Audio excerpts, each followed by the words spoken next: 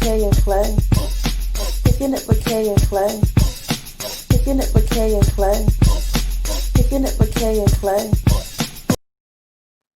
Hi, everybody. This is Kicking It with Kay and Clay. I am your girl, Kay. I was about to say Clay. So we have a very special show today. We have a financial and wealth strategist in the house today that I'll be talking with. We're going to talk about getting our money right. It's a good time to talk. It's a good time to do it if we haven't done it so far. So I am going to go ahead and introduce tonight's.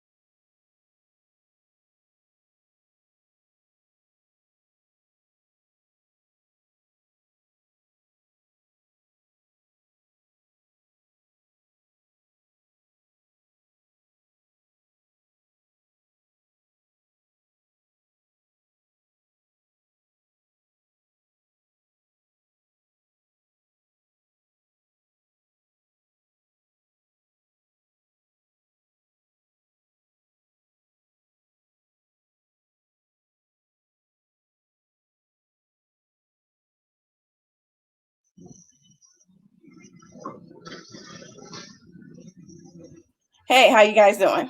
Good. How are you? Good. I'm good. It's a little hot in my house. Lord, I done turned up the air. It's a little hot. So if y'all see little beads of sweat dripping us, don't be alarmed. I'm just You know, it's the lighting too. The lighting does that. it do, and we have these LED lights in here, and I'm telling y'all, it's just so hot. We know. We know. So how have you guys been coping with everything like quarantine life and lockdown? Even though there's some been restrictions been lifted, but how have you guys been keeping up with everything?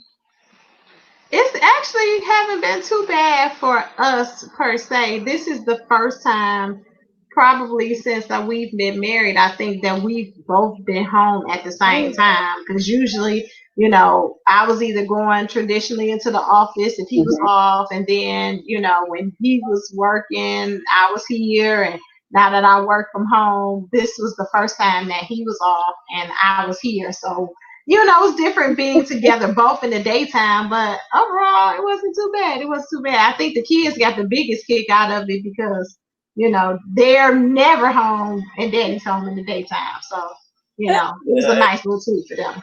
Yeah, that's good because you hear about married couples that's because they are in the house more, and you hear some horror stories. Okay, I'm like, ooh, but you hear because of different couples, maybe throughout the day, don't spend as much time. So this time together has been like a great thing for them. So Yeah. yeah. It's kind of easy to become, especially when you have kids, it's easy to become two ships passing through the night. So you really have to be intentional about working on your relationship outside of the kids because if not, you'll wake up one day and like, who the heck is this? So we try and be intentional about working on our relationship, with the kids, without the kids, because when they grown and gone, we Yeah. don't only have each other. So we better learn to love each other in the midst of, all of this. So when they're not here, Yeah. we can still have our own solid foundation in our relationship. So that's kind of how we look at it too. So That's good. That's so true because a lot of people they live for the kids, that you're taking them here, you're taking them there. Yeah. And like you said, once they're out the house, it's like, it's you two. So Yep. that Yep. makes And it it's easy to do. It's easy to do. It's easy to fall in that trap too. So, yeah, that's why I said we try and be intentional about it, because it really is easy to get swallowed up in all the stuff your kids got going on, and you taking them to piano and dance class yeah, and Girl Scouts. Look, I'm just naming all the stuff my kids kids do. It really is easy to become so absorbed with them, but it is a juggling act trying to, keep all the balls in the air, but still keep your relationship first. yeah. Everybody, I just want to let you know, me and Keisha, we go back. Back, We way, go back. way You back. were still in college, right? Because that's when Kim Yep, brought you along. Yeah, yep. I think I was about 19 or 20 yeah, when we met. Yep. yeah. So it's been a long It's time. been a long time. I And won't tell not my age that now. long. Actually, it wasn't that long ago. Couple of years. And I knew you too when you were going to school for finance. I remember that. Yep. Graduate school. And but before we go there, I just want to say, you guys, Keisha's mom, like every time one of our birthdays would come up, her mom would make our birthday cakes. And they were the bomb. Okay, it was whatever birthday it was, Miss Mont was making them cakes. Okay. She is the cake lady. She is still the cake lady. My kids, whatever theme they come up with for their birthdays, grandma is on it. She is still the cake lady. I had a full cake for Father's Day. I'm not a cake person, but I had a full sheet cake. cake, right? Shout out to Miss Mom, she's a sweetheart. Hey, Mom. So okay, so I want to bring you guys on because now it was always a good time to talk finance, but especially in these times, you would think a lot of people would be saving more because a lot of stuff is shut down, and we not really purchasing a lot of stuff. I know for myself, I am saving just a little bit more. Well, I am also spending a little bit more too with Amazon, but So like with the stimulus and with the possible second round of stimuluses that's going to be sent out, what do you suggest that people do with that money? Like, a lot of people, and unfortunately, our people, but not just our people, they spend it and they just ball out with it and buy unnecessary things. So what do you guys suggest that we do with the income per se, like that? Okay, so this is a very good question, and I'm gonna answer one thing first and then go back. Okay. So according to the statistics, about 76% of the people, or of people, not just one specific group of people, are living paycheck to paycheck, one paycheck away from financial disaster. So that covers every, social economic background you can think of. It covers every demographic. It covers everyone. No one is exempt, so most people are just one paycheck away from financial disaster. But one of the things that I always tell our coaching clients is that how you spend $1 will be how you spend $1 million. And I know a lot of people think, especially like in church circles too, think, oh, the wealth of the sinner is laid up for the just, and somehow money is going to rain out of the sky. But even if that were to happen, which I highly doubt, but even if it were to happen, most people will be no further off than they are right now, because how they spend their money now will be how they spend any unexpected windfall. So one of the things that we always tell our clients to do is to determine what exactly you need to live. Because if you never determine what you need to live, then any excess money comes in, whether it's income tax, a raise, an unexpected bonus, all of that money will be gone because you never designated how much of it you need to live. And then we'll talk about the other categories that are factoring into that too. But the first one is really just determining what you need to live. And once people determine what they need to live, then they know that $1,200 or whatever amount of money they get in a stimulus won't go to their consumption because they already know what they need. And now they can put that money somewhere else. Yeah. Oh, that's, it's important to, understand that money is like a lifeline. I look at it like a main artery. It's very important to make sure you're healthy financially. And so, like she was alluding to, we really don't say anything different from what we always say. First, let's start with debt. Let's clean that up. And, if people were at a position where they had their debt cleaned up already, when this time came, then it would be easy to put money away. So, but you got to start somewhere. So, like I said, we don't really change. You start with cleaning up the debt and getting things in order. And if that's what it is now, then when this is all over, now you're at a place where you can start investing and putting money where it should be. Okay, now you mentioned like cleaning up the debt. I know everybody, wants to be out of debt. So I've heard some people say, start with the smallest debt. I've heard some people say start, with the biggest debt. So those who are listening out here and who want to clean up their debt, how do you suggest that they do that? Smallest first. Start with the small snowball. Start with the smallest first. Gang up on it, and then move to the next one. Gang up on it, move to the next one. And before you know it, it really does happen fast. It's important to be a good steward over your money. Yeah. I like to liken it to, people hate for me to use this analogy because I've never struggled with my weight, but it really is like dieting, right? Like if somebody said, oh, I want to lose 10 pounds by Christmas or get my summer body ready, you're not going to lose 20 pounds or 50 pounds overnight. You have to take it in bite-sized pieces. You have to start cutting back on maybe your intake of certain foods or cutting out the carbs. You have to start with the small things that you can do first.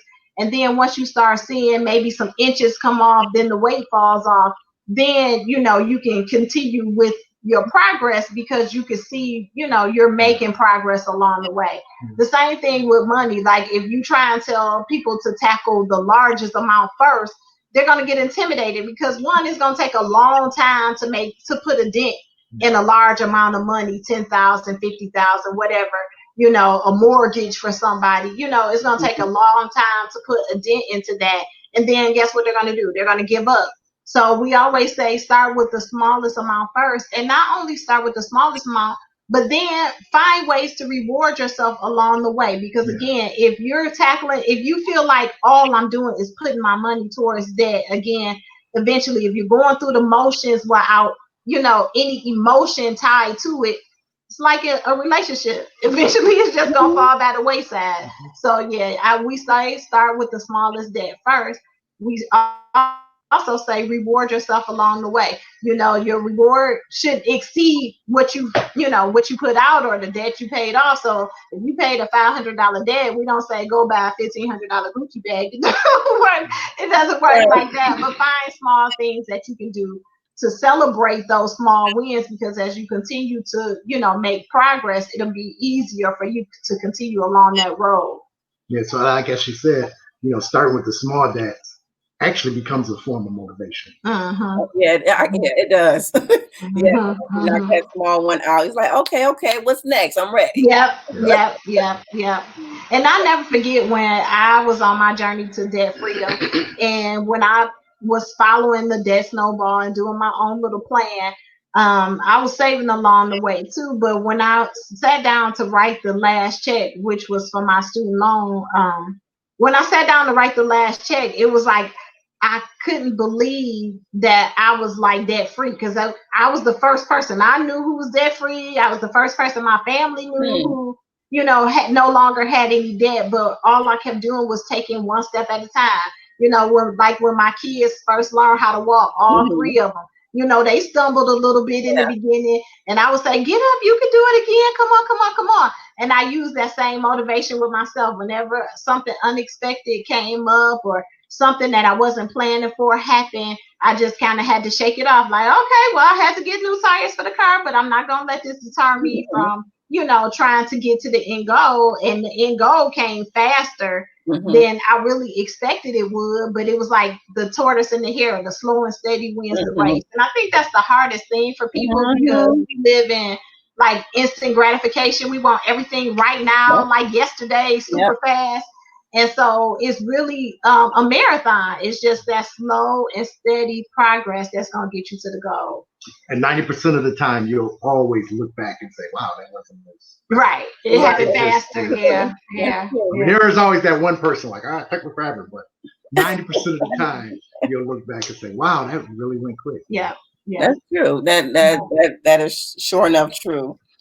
So when someone is trying to, tackle their debt, excuse me, I know, but some people it can be really hard. And I know that a lot of people do not save while they're doing that. And some people, and I'm people, in this instance, some people like have, okay, I know, I've been taught in high school economics and all of that good stuff that, you should balance your checkbook, even though we don't necessarily have a checkbook, use that anymore. But I am so bad at that. And I know I'm not the only one. Clay, he will always say, well, dang, but you know how much you had in there? Because, I will hit, like the overdraft, the automatic overdraft thing. But thank God for my bank, I have 24-hour grace. But for those who do not, so how do you speak to someone who have problems, even like balancing and budgeting? Okay. Okay. So the first thing I always suggest people do, well, two things that I always suggest that people do. One is start using cash. Because if you don't use cash, it's easy to go to the store and swipe your credit card or your debit card, and you don't have the same emotional impact when you swipe the plastic. But if you have to part with your cold hard cash, you think twice. Like, oh, I went to the store with $100. I'm only gonna buy this, this, and this because I know I want to have $8 when I leave out of here, as opposed to let me go back. Before I got out of debt, Target used to be my trouble. I could go in Target, I'm gonna get some toilet paper, and that's it. I'll leave out with toilet paper, bleach, lipstick, some underwear. That's all of our testimony. You know that, right? I mean, so I could go in there for two things, and my bill is like $100. Like, but how? Because I really just came to get two items. So when I started, what did you call it? What? Target. But yeah, so when you have that cash in your hand, okay, if I want to get A, B, and C, then I'm going in the store to get A, B, and C, because what you don't want to do is leave with A through Z, and then now you don't have any more money. So the first thing I always tell people to do is use cash as much as possible. And on top of that, on the cash, have an amount. Yeah. And don't go over it. Yeah. Don't go over that amount. Yeah. When you get to that amount, that's it. It's gonna have to wait till next time. Yeah. Okay, go ahead. And we still do that to this day. We use cash for, when we're going groceries to the gas station. We just have different things that we still use cash for, so that we don't, go over what we have allotted, and we're in a much better place financially than we were when we first started. But also, the second thing that I always tell people to do is to write it down. So when you go to Starbucks in the morning, you spend $5 on a coffee, write it down. You went and got lunch today, write it down. And then just monitor for 7 days what you're spending. And then when you look at that, even if you use your debit card, just monitor what you're spending. Then when you look at that, the paper don't lie, right? So we can look and say, oh man, I just spent $120 this week just on going out to eat or doing this and that. So I think when people put the pen to paper, all of those things kind of help them. It gives them a reality check, so to speak. So it's different than just going and swiping the card. There's no emotional attachment to that. But really, when you got that pen to paper, when you got that cash in your hand, it becomes a lot harder to want to part with it. So those would be the first two things that I say that you or whoever else start to do. I mean, we being transparent, and I like that. That to me, that's the best thing where you can be open and transparent, because money is like such a touchy taboo. It's like talking sex with your parents. It's just like the thing that people don't like to do, but the conversations need to be had. So we definitely find that it is a subject that really becomes hard for people to talk about, and I don't know why it really becomes a taboo, like you said. But at the end of the day, when you can talk about it and be, not with just anyone. Yeah, right. When you can talk about it and get the help that you need, it's like okay, it's like having an affection. And I'll give an example of one time I had a piece of glass. I do construction work. That's my normal job. I had a piece of glass in my hand, and I had to go to the emergency to get it taken out, and it was infected and swollen. And I was laying there, and the doctor came in, put my hand in the solution, Mercurochrome, whatever it was, and then as I was laying there, he put out this big sharp knife, and he just cut my hand. And believe it or not, it felt good because my hand was so infected that the slicing actually felt good. So I'm just trying to make that correlation that when you get that help and you get somebody who really can help you, it will feel good, and then things can go a lot better. Yeah, because it's like when you hold in, like he used with the infection in his hand, it's like you holding something in, and when you get to talk to somebody where you can just completely lay it all on the table, it's like you get to breathe a sigh of relief, like I don't have to keep holding this in. I can get to where I want to be financially, and that's one of the things that we are really adamant about doing, is really helping people go from survival mode to really thriving financially, because you can do that, and it's not as hard as people think. You don't have to carry debt for 20, 30 years. I know people I went to school with still carrying student loan debt. I paid my student loans off 10 years ago. Like, you don't have to do that, but we haven't really been formally taught how money works. We haven't taught economics. Fortunately for you, you had it in high school, but a lot of people don't understand how the economy works. They don't understand taxes. They don't understand how money works. So they don't understand that money even goes in cycles, like our economy. Like right now, we're experiencing a pandemic, which record number unemployment, and so many things have changed for so many people. But really, like, this happens in cycles. Just 12 years ago, it was the housing crash. 10 to 12 years from now, it will be something else. I don't know what it is, but we know that every 10 years on average, we experience some type of financial crisis. And so if we can know that the cycle is coming, it's like every spring we know winter is ahead. We don't get fooled when winter comes. Now, we don't want to see it when it gets here. But but we know it's coming. And the same thing with this. 10 to 12 years from now, it will be something else. And so it would be naive of us not to to cover our eyes and pretend that something financially is not going to take place ever again in our future. We just have to prepare for it. And when you prepare for it, then you will be at the forefront of capitalizing on it. Something like this, you can't look at it as, it's a bad thing, but when you're not prepared financially, it becomes a bad thing. Right. When you're prepared, now it becomes an opportunity. Right. You know what I mean? Now you're able to invest, and stock markets drop. Right. Oh my God. You'll be like ecstatic when you see, like, oh my God. Just an example. GM's trading at this amount, never that low. Look at the history of it real quick. Oh, I'm definitely gonna get me some more shares of that or whatever. So it's opportunity across the board. That's right. That's true. Like that. I know I purchased some shares in a few stocks during this time. So awesome. Yeah, awesome. Good. Yeah, that's what we like to hear.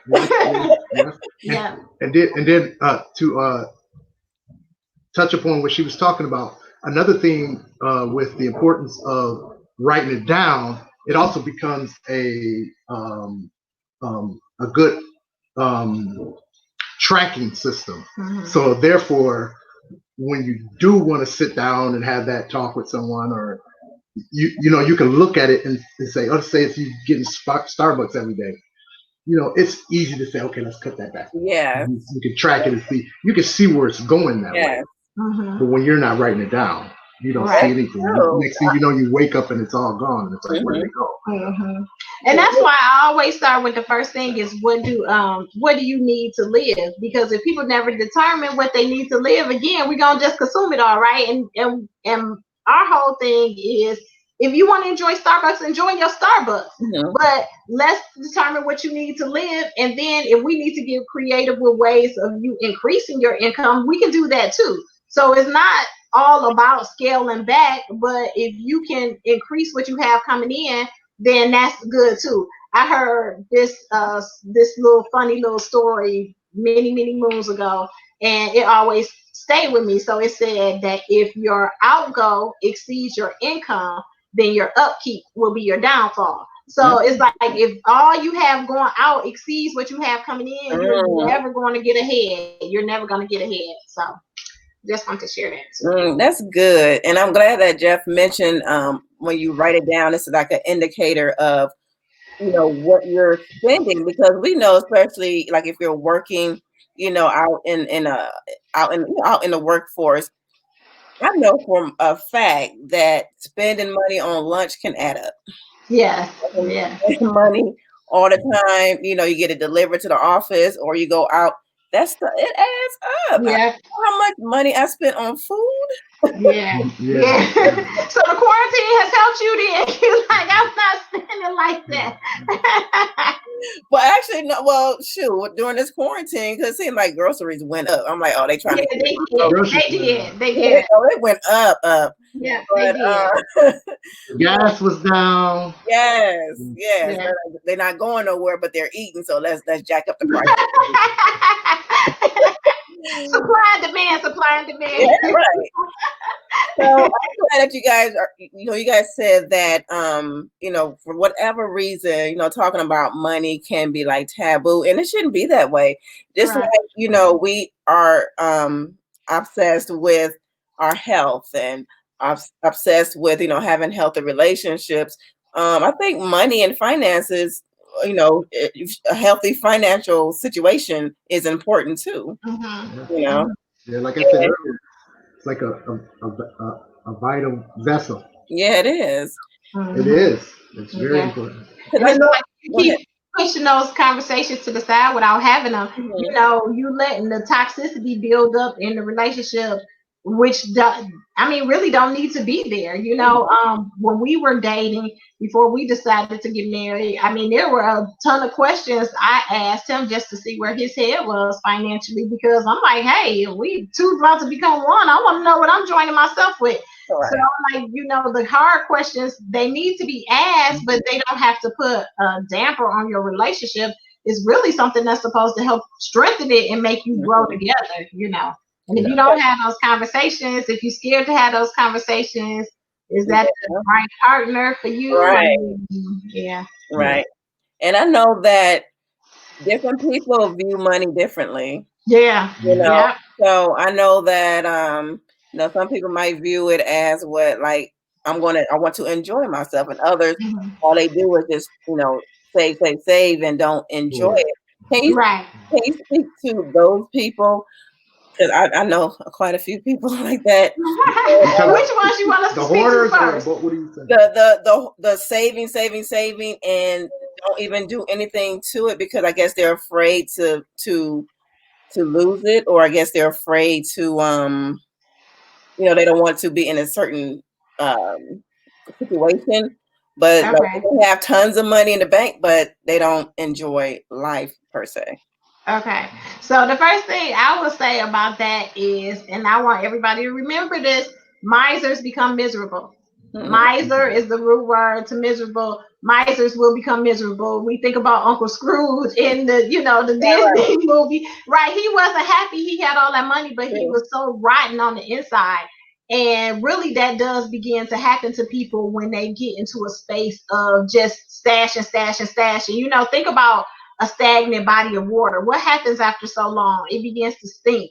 Mildew, mold, all that stuff starts to grow in it. So if your money is not moving, there's reason we call it cash flow currency, because it should be moving. And if your money is not moving, it's getting stagnant and stuck, guess what? You're going to start rotting and stinking. So I always tell people, you want to enjoy a part of all you earn, because life is abundant. It's money everywhere. Like Jeff Bezos didn't have to steal Oprah Winfrey's money to get to number one. He didn't have to steal Bill Gates' money or Warren Buffett. So it's enough to go around. We just are limited in the way we know how to earn money. And because of that, we think there's always a shortage, but there's always a surplus. That's true. And while you were saying that, it just reminded me of the parable in the Bible, how the one steward, he just took what he had, he just buried it, he hid it because he was afraid. Right. And the other ones, they like invested, they made a return on their money, Right. So that instantly just clicked in my head when you and I think the Bible calls him an infidel. Yeah. Infidel. Wow. That's pretty strong, Kind of strong. So how do you suggest that for those who they don't have like the best income, and they might be saying, okay, I want to save, but I'm trying to pay my bills, I'm trying to do this and do that, and I cannot save because of their job is not giving them what they need. So what do you say to that person? So, girl, you're coming with the good questions. These are so good. So, okay, there's a couple things. I always do things in two. So there's a couple things. One, we all have a unique talent, a natural ability that we have that we can generate money. I don't care if all you know how to do is braid hair, bake, cook, do makeup. I don't know. You have a talent that can generate income for you. So if you're not using your talent, then that will be part of the reason why you feel like you're always at a deficit. I don't care unless you went to school to be a doctor, pharmacist, engineer, maybe something along those lines. Most people are not going to earn what they worth. And again, if you never determine what you need to live, I don't care if you earn 50,000 or 150,000, you'll eat it all. So most people aren't going to go. We know that with lottery winners, right? In a 5-year time frame, most of them are dead broke again, because it goes back to how you spend the dollar. So it's not about in what you have coming in, it's in what you have going out. So if you're spending out more than you have coming in, either two things need to happen. You need to increase what you have coming in, or you need to decrease what you have going out. Those are your two choices, and the best thing is to do them both at the same time.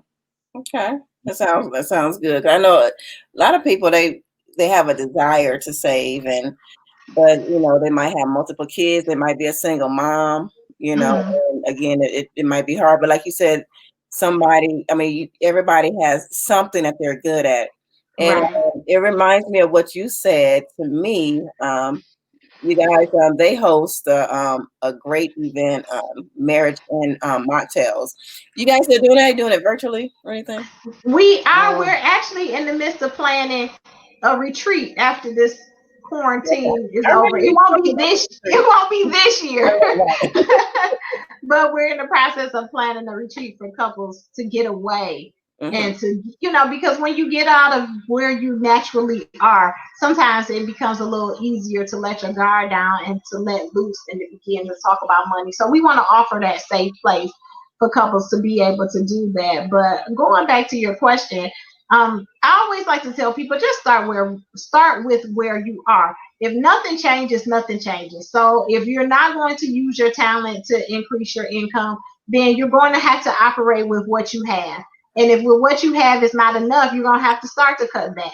And you have to make saving a priority. Even if it's just 5% of your pay every month or 5% of your pay every paycheck, you have to start somewhere and then increase it from there. When I started my journey again, just to go back a little bit to get it out of debt, I was still saving at the time.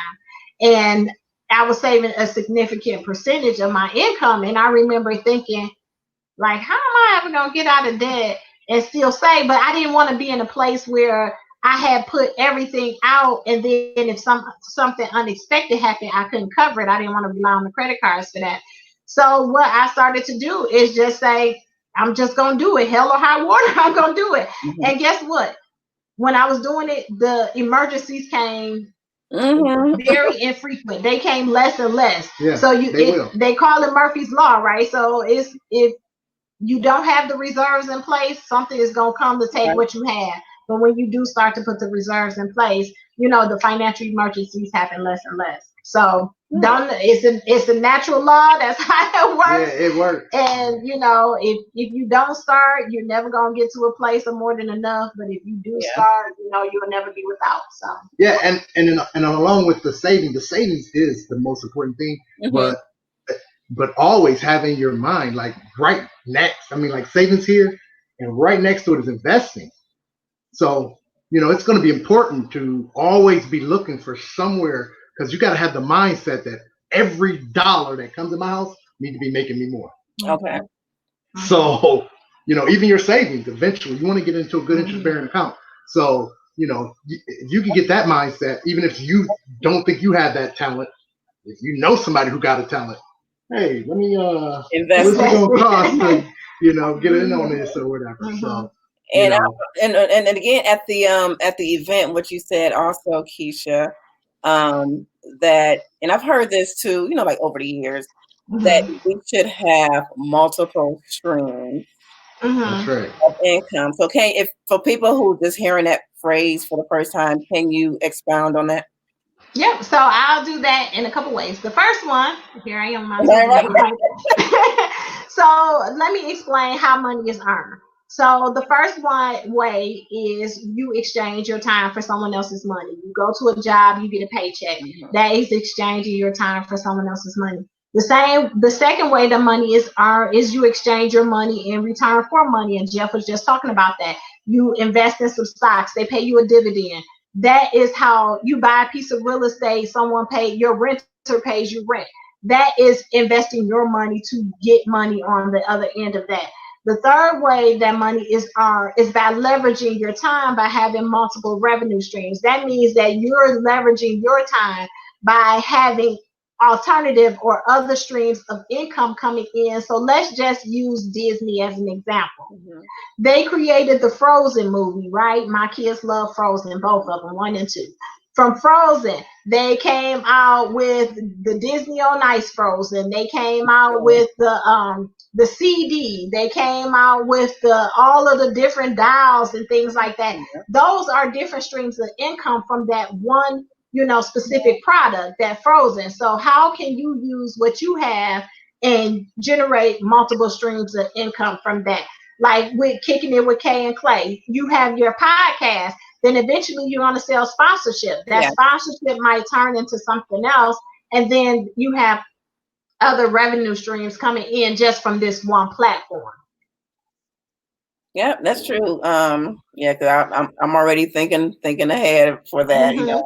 Brand deals and all kinds of stuff, girl. Yeah, you have to, because you know what? We only get so many hours in a day, and if you always spend your time trying to get money, is eventually you're gonna run out of both, and that's just the reality. And most people never tell us that. We never learn that in school. And we get caught in this same vicious cycle of just trying to get our head above water, when really we need to start swimming. We need to start swimming and then build a boat. And then, because Clay and I know we always talk about, because we know for sure, like, we're not really supposed to be working for nobody else. Yeah. So we're doing what we need to do to make sure that happens. And I know not everybody wants to be entrepreneurs, right? Right. So, but for those people who, so we talked about saving, we talked about clearing your debt. So, do you recommend that while somebody is working on their debt, that they also invest at the same time, or do you suggest that you knock that out first and then you start investing? So what I recommend is that people create a plan first, know how much you need to pay off. Sometimes it's as simple as, oh, I could pay this off in a year if I, halt on my investing, but I never tell anyone to stop saving. I think saving is the principal thing. I think, a portion of your income should be saved no matter what. So I never say stop saving, but investing in your company's 401k or 403b, those things I will say hold off on as Mm. you're building out your plan to get out of debt. But again, it depends on how much debt a person has. If we can help you realistically come up with a plan that allows you to knock out your debt in 12 to 24 months and you still invest, if you're okay with that, we're okay with that. But if it's going to take you 18 years, then we need to hold off on investing, pay off that debt, and then you can pick that back up. Yeah, every situation. Yeah. Yeah, it is. Wow. So you said something that struck me. So you saying like if it depends on like a debt, you would suggest that someone maybe hold off on their 401k, like contributing Yeah. to it. Yes. Oh, let me see if I can break this down just a little bit. So yes, I did do that, and I will say you want to invest while time is your friend. So Okay. I don't want people to think that, oh, I want you to not invest in your 401k for a long period of time. No, that's not the goal. The goal is to get you out of debt as fast as possible, and then you can double up on what you have going into your investments. So if you can do that, that's the best route to go. But it's not to if you're not going to be disciplined enough to pay off your debt, then you may as well continue to fund your investments because either way, you're not going to reach your goal fast. The point is to really help you reach your goal faster. So if we can delay that for 6 months, 12 months, 18 months, then we can do that and then double up on the back end. Okay. You want to invest while time is your friend. Mm-hmm. That's when you have a plan. Yeah. Okay. Okay. So somebody listen, like, look, I'm good. I'm debt free. Now I want my money to work for me. I want to invest. So how do you suggest that they go about that? I know, some investments are riskier than others. Some are just, low key. So what would be their first step? I always say it's important to do your research. I hope you understand where I'm coming from.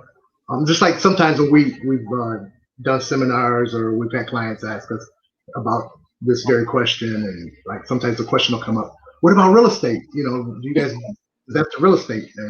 And I'm like, well, I know some people who do it, but I don't know the market. Okay. Even though I know it can be a good investment, I haven't done the research and I don't know the market, so I don't touch it. So the important thing to note is always be looking. Like I said earlier, you want your money to be making money for you. So you always want to have your eyes open. And keep it'll come to you. Keep your eyes open, watch, your friends, people who are close to you, even the news, and see what the hot investments are. Or just what you're drawn to, because you may be, it may be for you to start a franchise, to run a McDonald's. I don't know. Everybody's different. What your desires are is different from the next person. So when you sit down and talk to somebody, you have to pull all that information out. Okay. And a lot of times, especially LaKeisha, she's real good at it. Sometimes we'll be able to sit down after we gather everybody's information, and we can say, okay, have you ever thought about doing this? We can kind of see where you're bent and your proclivities and what your, desires are. And, have you ever thought about doing it? So sometimes it's like, oh yeah, I never thought about it. And people do it and bam, they'll start a business. So it's really important to always have your own eyes open and be looking for that opportunity. I hope that answers the question. Yeah. So what about? Go ahead, Keisha. I was just gonna add one quick thing to just piggyback off Jeff, is that you want to find ways to have your money working for you. And investing in the stock market is one of the ways that people become wealthy, but it is risky when you take a speculative or gambling approach to it. Again, it's like the marathon, right? You have to be in it for the long haul. So most people lost a significant amount of money in the stock market when the pandemic hit. If you were close to retirement, then that was probably you. Yeah, Right. it was probably not a good time for you to have so much invested in the stock market, because again, the closer you get to retirement, we always tell people you have to look at your investments again, because what I can do in my 20s and 30s, I can ride the wave. Again, everything is cyclical. So just like the tide is going to go up, the tide is going to come down. So when I'm in my 20s, 30s, 40s, I can ride the wave a little bit. But when I'm getting closer to retirement, I need to start rearranging and changing where I have my money invested, because guess what? If the tide begins to come down, I might not have enough time to watch the tide come back again. So we always tell people that, you can't invest in the stock market, but you got to remember it's a long game. It's not It something is. that you're going to, you're going to hit it quick now and you're Right. going to live rich forever. It's going to have its ups and downs, its Yeah. peaks and valleys. So that's the first thing. And like he said, like Jeff mentioned with real estate is also another way people can get very wealthy. But you have to understand the market. You have to understand where you're going to purchase your home. You have to understand what the going rate is for rent or things like that in the area. What investments will you have to make into that property? So it is a very good way to make a nice income. It's a very good way to become wealthy, but you have to know the market. And then the third way is that people can get very wealthy with owning their own businesses. But like anything else, you have to research, you have to understand the industry and the market you're trying to get into. You have to understand marketing, because marketing is the name of the game. The best marketer wins. So you have to understand how to market your business, how to position yourself. So all of these come with their own inherent set of risks, but the rewards far outweigh the risk when you know what you're doing. Yeah. Or when you have a coach who can walk you through. Yeah. Yeah.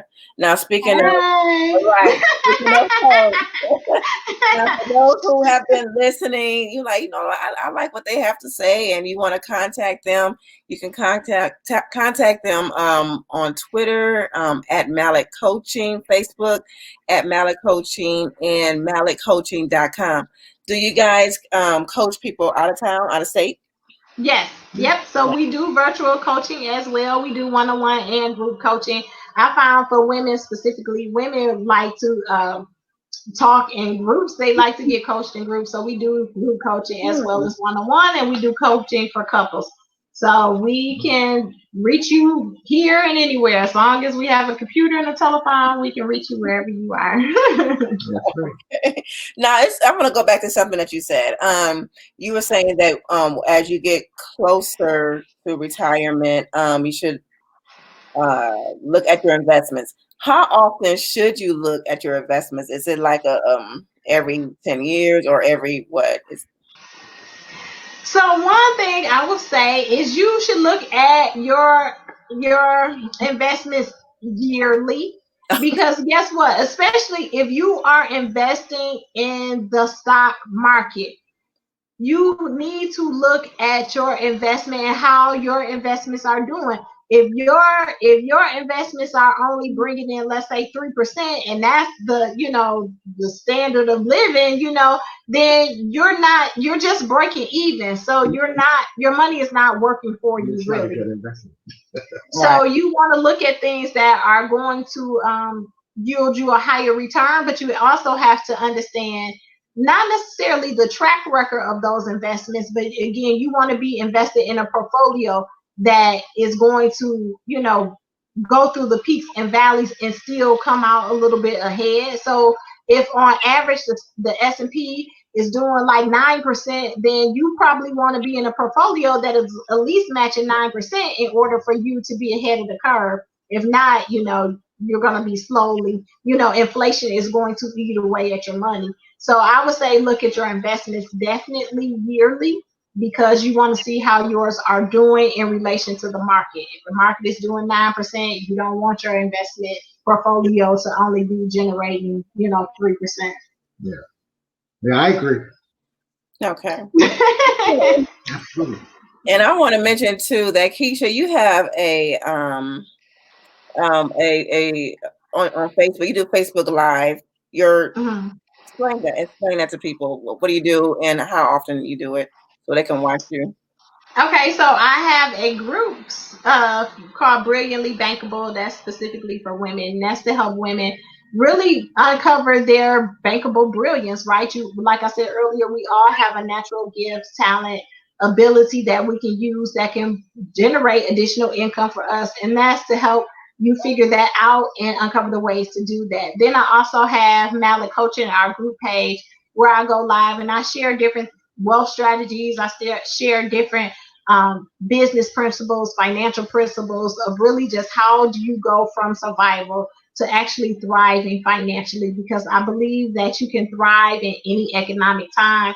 I think even now, opportunity is not monopolized. I think that there are going to be people who win and win very big during this time, and Yeah. there are going to people who are going to hit rock bottom and they're going to stay there for a while.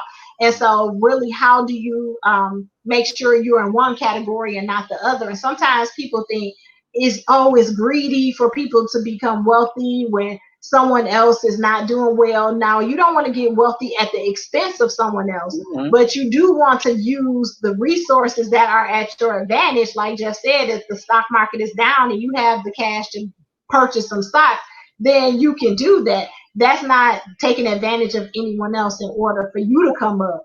But there is always a way for you to come up that doesn't require that you do anything unethical, immoral, illegal.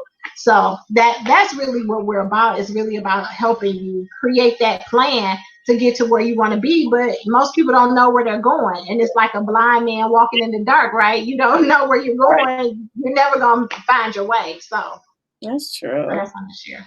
That's true.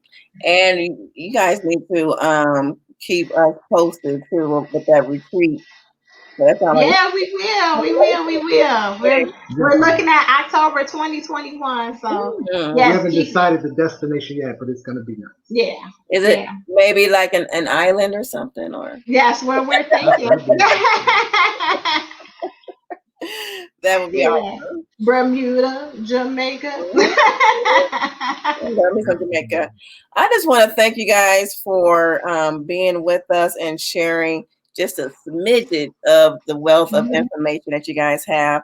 And again, those who are watching or listening, if you want help, in your finances, you want to help eliminate debt, or you're debt free and you want help creating making your money work for you, just hit up the Mallets at malletcoaching.com. I know they know their stuff and they're living it. Because I Thank you. know personally. So they're not just out here, just saying stuff and don't know what they're talking about. They know what they're talking about. They've been doing it for years and it's very evident. Um, okay. Thank you. Thank you for having us. It was so fun. I Thanks for enjoy having us. You're And welcome. just always know that, like I said early on, money is a vital um, um, Oregon. organ. There you go. And it's like your lifeline. It's so it's going to be important. And I always like to say, just always know that money is a tool. Mhm. What are you going to do with it? Yeah. It Mm, can take you anywhere you want to go, but you gotta know where you're going. So that's good. That's really good. And I would, from time to time, would love to have you guys back. I like I said, I know we didn't even cover a whole bunch of stuff, but maybe like next time, we can do something more target specific. Maybe somebody out here has something they really want to hear. And thank you, and thank you for just coming on, and I really appreciate it. thank And you, thank you. We appreciate you. Thank you for having us. thank you for taking this time out to do this and speak to our audience and those who may stumble across this. And I pray that it will help motivate and inspire to people to do what they need to do regarding money. And watch Keisha, y'all, on Facebook Live. Make sure you go to their Facebook page, Mallett Coaching Facebook page, so that way you can see her and she shares some of her wisdom, some nuggets.